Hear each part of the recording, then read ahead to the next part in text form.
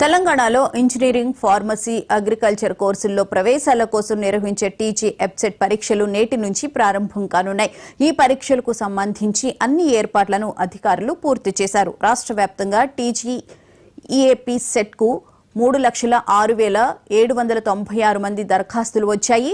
Engineering స్ట్రీమ్లో 2,20,049, agriculture and pharmacy స్ట్రీమ్లో 86,493 మంది, రెండింటికి 254 అప్లికేషన్లు వచ్చినట్లు తెలుస్తోంది. ఈ నెల 29, 30 తేదీల్లో జరిగే అగ్రికల్చర్ అండ్ ఫార్మసీ పరీక్షల కోసం 112 సెంటర్లు ఏర్పాటు చేశారు. మే 2 నుంచి 4 వరకు జరిగే ఇంజనీరింగ్ స్ట్రీమ్ కోసం 124 సెంటర్లు ఏర్పాటు చేశారు. ఎబ్సెట్ పరీక్షలు ప్రతిరోజు 2 సెషన్స్ లో నిర్వహించనున్నారు.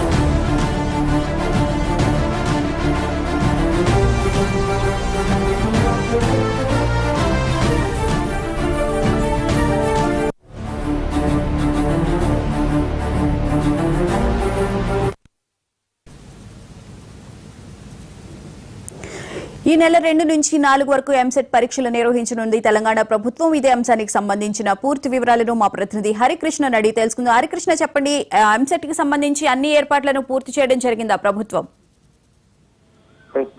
నేటి నుంచి రాష్ట్రంలో ఎగ్జిట్ పరీక్షలు జరగనున్నాయి. ఇంజనీరింగ్, ఫార్మా, అగ్రికల్చర్ కోర్సుల అడ్మిషన్ల కోసం ఎగ్జిట్ పరీక్ష నిర్వహణ జరుగుతుంది.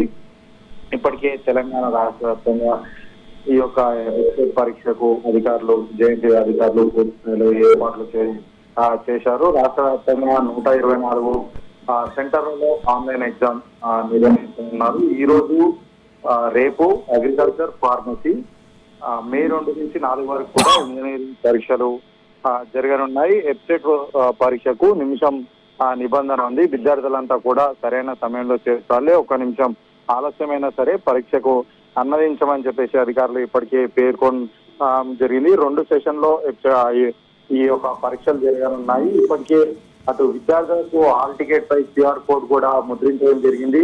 నేరుగా ఎగ్జామ్ సెంటర్లకు చేరుకునే విధంగా ఈ యొక్క క్యూఆర్ కోడ్ ని స్కాన్ చేస్తే ఎగ్జామ్ సెంటర్ యొక్క మ్యాప్ అయితే విద్యార్థులకు పంపించే విధంగా అధికారులు అయితే రూపొందించడం జరిగింది. 2 సెషన్లో ఎగ్జిట్ పరీక్షలు జరగనున్నాయి. ఉదయం 9 గంటల నుంచి మధ్యాహ్నం 12 గంటల వరకు మొదటి సెషన్, మధ్యాహ్నం 3 గంటల నుంచి కూడా సాయంత్రం 6 గంటల వరకు కూడా 2వ సెషన్ జరగనుంది. మొత్తంగా రాష్ట్ర వ్యాప్తంగా 3,06,796 మంది విద్యార్థులు ఎబ్సెట్ అయితే అప్లై చేసుకున్నారు. ఇంజనీరింగ్ సంబంధించి 2,20,049 విద్యార్థులు, అదేవిధంగా అగ్రికల్చర్ సంబంధించి, అగ్రికల్చర్ అండ్ ఫార్మసీకి సంబంధించి 86,493 మంది విద్యార్థులు అప్లై చేస్తున్నారు. రెండింటికి కలిసి అటు ఇంజనీరింగ్ మరియు అగ్రికల్చర్ సంబంధించి 254 మంది విద్యార్థులు అయితే అప్లై చేస్తున్నారు. అంటే గత సంవత్సరం కన్నా ఈసారి వెబ్సైట్ కు అప్లికేషన్లు తగ్గాయి. ఎందుకంటే ఉమ్మడి ఆంధ్రప్రదేశ్ విభజన కోట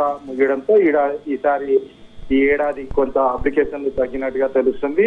అయితే ఈసారి తెలంగాణ ప్రభుత్వం ప్రతిష్టాత్మకంగా ఎస్సీ వర్గీకరణ తీసుకొచ్చిన వర్గీకరణ కూడా ఈ వెబ్సైట్ పరీక్షలు అయితే వెబ్సైట్ పరీక్షల్లో అమలు కానుంది. ఇప్పటికే అధికారులు పూర్తి స్థాయిలో ఏర్పాటు చేశారు. విద్యార్థులందరూ సకాలంలో కోరుకోవాలని, సెంటర్ కి చేరుకోవాలని చెప్పేసి అధికారులు అయితే ఇప్పటికే ఆదేశాలు జారీ చేయడం జరిగింది. Right, thank you Harikrishna.